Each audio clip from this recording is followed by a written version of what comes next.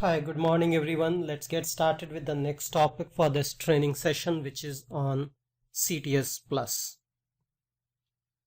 Okay, CTS Plus, basically what this CTS Plus is, it's basically the configuration of CTS. For CTS basically is the change and transport system for transporting non-ABAP objects, like the objects from your portal systems, object from your Java based systems, like your PI objects. Okay, then basically here you can see this is a classic transport scenario with different tools for ABAP and Java transport. So you have multiple development workbench here. Okay, you have things like, you can see this is basically exchange infrastructure where you can have separate tool for separate CTS for your ABAP instance. Then using NWDI you are transporting your Java instances, and you have NetWeaver Developer Studio. Okay, then you have for transporting portal environment, you have different things for transporting. So here you can see that for ECC system you have one thing, for PI system there is ABAP and Java. For CE, that is composite environment, you have different way of transporting it, and for the portal system you have a different way of transporting using Java layer. Now the new option is through CTS Plus, that is enhanced CTS. Okay, enhanced CTS is called CTS Plus because you can transport the non-Java things from this system as well. So enhanced CTS offers the transport of objects created in other environment other than Java via the ABAP change and transport system. So we get an enhanced CTS, that is one central transport tool for transporting all Java and ABAP objects. So for ECC you can use the same things. You can, for ABAP plus Java, you can use the same transport tool. For CE, that is composite environment, you can use the same tool, and for the portal you can use the same tool. Okay, so here is an example of CTS. You have a transport domain controller which is having the SID as TDC, which you can have it in Solution Manager, which is basically an ABAP plus Java based SAP system. Okay, so in addition, on this SAP system the CTS deploy web service is configured. So you can see this is a landscape for ECC system. Then you have PI system landscape. Okay, so basically for ECC you have ECD, ECQ, ECP. So from D to Q it is a consolidation route, from Q to P it is a delivery route. So for PI same thing, PID to PIQ to PIP. Then for portal you have this is the SID we are using for portal. Okay, so basically here you are seeing three different landscape, single domain controller, three different type of product. So that is basically using enhanced CTS Plus. The changes are being transported from the dev environment to quality environment to production environment. Okay, CTS plugin. CTS plugin offers capabilities to define SAP and non-SAP application types and import actions to connect them with CTS using SAP Solution Manager. It also allows you to use your own development methods to import SAP and non-SAP applications into your target system from CTS. Okay, now what is the basic requirement for running CTS Plus? Okay, so the transport domain controller, that is TDC, and SAP system with CTS deploy web service. The following list contains the SAP system requirement which must be fulfilled for the transport domain controller, the CTS systems. On the ABAP side, you need to have at least the ABAP 7.0 with service pack 12, 14 is recommended. Then you need to use your latest version of TP and R3 trans. Then finally the connection to CTS deploy web service must be configured. TDC, that is the transport domain system, must be configured as transport domain controller in STMS. and if applicable, non-ABAP SAP system and transport routes between these SAP systems must be defined. Okay, on Java side, what you need is you need at least AS Java 7.00 with same SP stack as AS ABAP part, that is 7.0 service pack 12 or 14 is recommended. Then CTS deploy web service must be configured and running. Okay, runtime SAP systems. In addition to the CTS system, the runtime SAP system, that means the SAP systems that are included in the STMS system landscape, must fulfill certain requirements. These requirements are as follows: SAP system based on AS ABAP, SAP system with usage type EP, then SAP system with usage type PI, then SAP system with usage type DI, that is NWDI. Although the enhanced CTS is available with SP service pack 12 onwards, but recommended is 14 for the TDC system, as the configuration has been simplified significantly with this SP stack. Okay, now let's see the key steps for the configuration of the transport domain controller SAP system with CTS deploy web service. Okay, just note that the CTS deploy web service runs on the AS Java part of the CTS system, but it must be configured on the AS ABAP part of the CTS system, because the AS ABAP part needs to know how to connect to this service. So as a step 1, what is required is SICF, that is export part activate ABAP WebDyn Pro for transport organizer. That is the first step. So what is that service is? Let's see. Let's go to the system to see that particular service. Okay, so here I am on the system, and let me go to the SICF where we can see the different services. Okay, service name I want to see starting with SICF. Okay, so it's starting with SICF, so I just need to put SICF CTS star. So here you can see all the services which is starting with CTS is being seen here. And if I just click on, say, just right click on this and click on test service, because all the service you can see is in activated state. Okay, so this is basically that. So CTS plus is service cannot be accessed here. You have CTS log browser, CTS organizer. Okay, so basically this need to be configured for HTTP. Okay, so that's the reason this is not, but basically you just need to make sure that the properties for this this is basically activated and reference object. Let's see this. Okay, so this is the location, it is present. Okay, so this is about the CTS browser. Okay, then we have deploy web service, which is in LM config under SM59. Basically this should be configured. This is one of the RFC destination. Then in the STMS we need to activate transport domain controller and configure landscape. Okay, these steps need to be performed on the TDC systems and on every CTS development system before we can move the transport around. So 3 steps: SICF, that is look for the service and check if it is started or not. So note the CTS deploy web service runs on the AS Java part of the CTS system, but it must be configured on the AS ABAP part of the CTS system, because the AS ABAP part needs to know how to connect to this service. So that is first step. Okay, now in this scenario here you can see that this is a simplified landscape. You have your dev system, QA system, production system, you have your Java systems. Okay, now in this scenario there are 3 system landscape.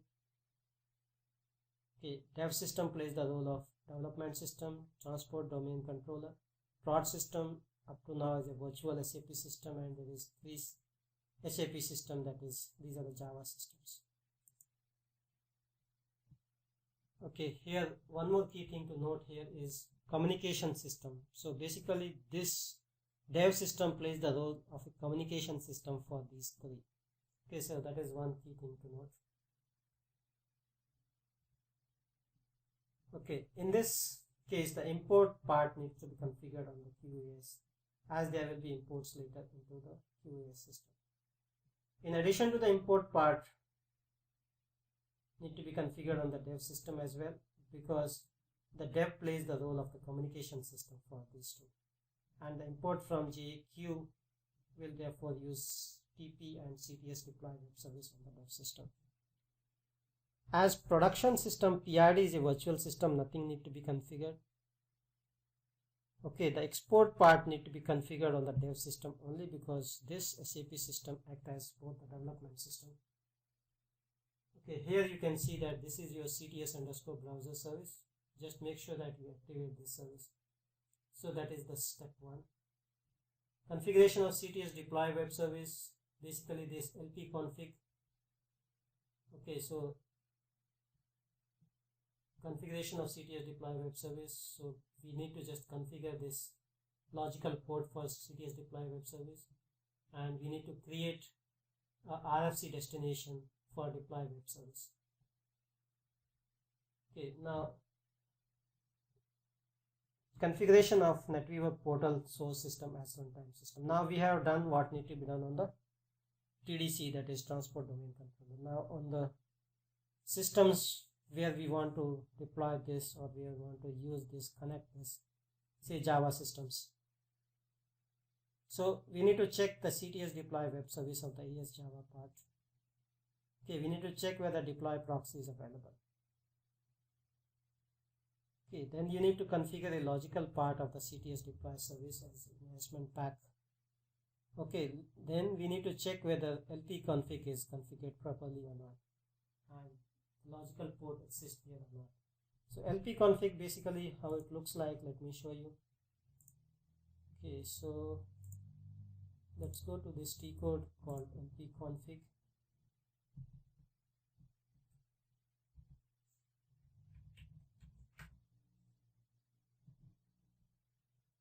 Okay, so basically here you can see that you can create a logical port here.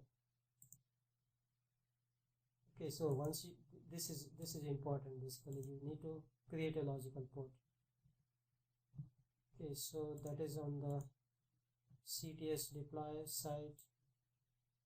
Okay, let's go to the next screen where it's telling you need to configure the activate your landscape. Okay, you can go to the STMS and configure them and activate the landscape. Okay, so in the landscape what is required is define non-ABAP systems.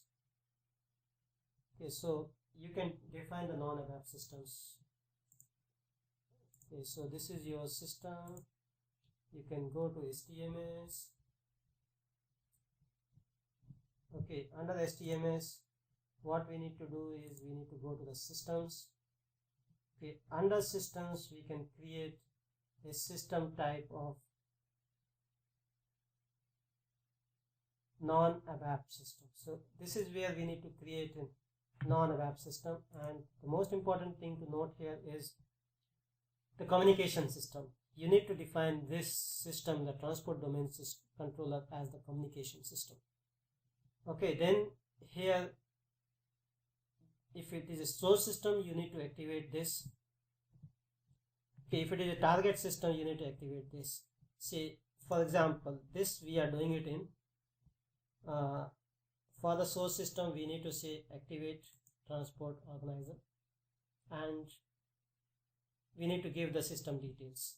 So on the source system, then on the destination system we need to activate the SDM service, or if it is an XI system we need to activate this. If it is a CLD system, if it is a DC, if it is a file, if any other system, it's this one, and we need to give the system details over here. So take note, this is the system that you are defining, say non-ABAP system. So give its details, say JPQ, JPD. Okay, give some name, say Java Dev System. Okay, communication system. So this is your transport domain controller. So the SID is this is the name.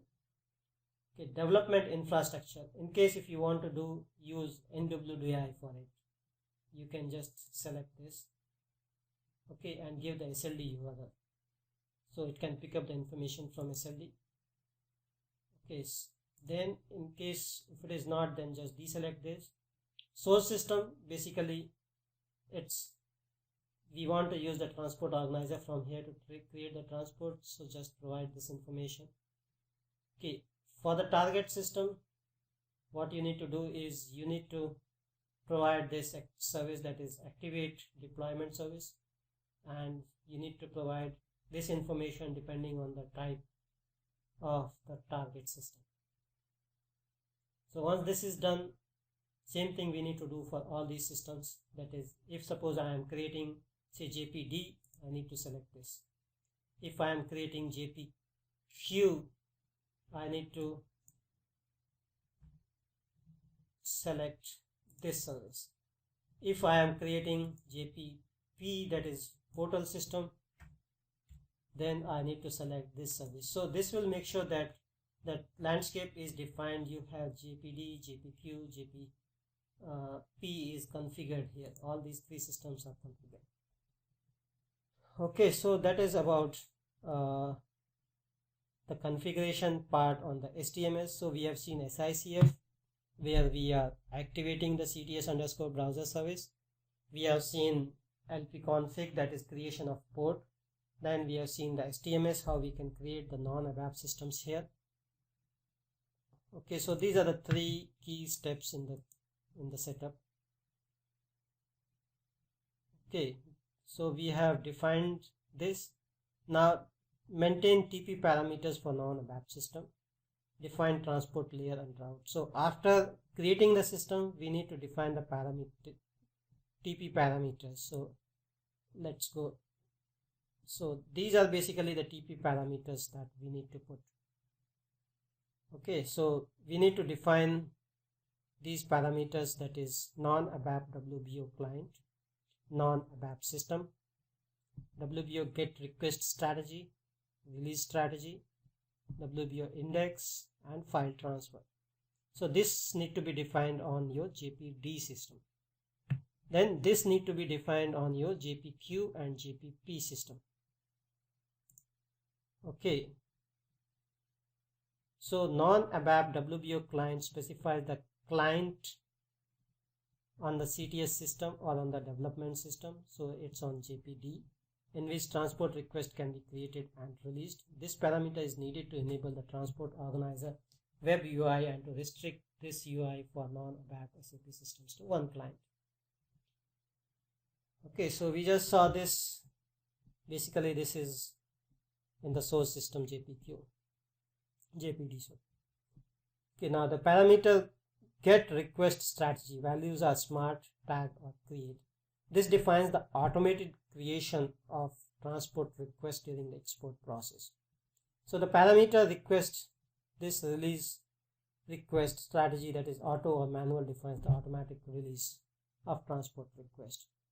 So basically there are two ways it can happen. One is you manually attach the objects.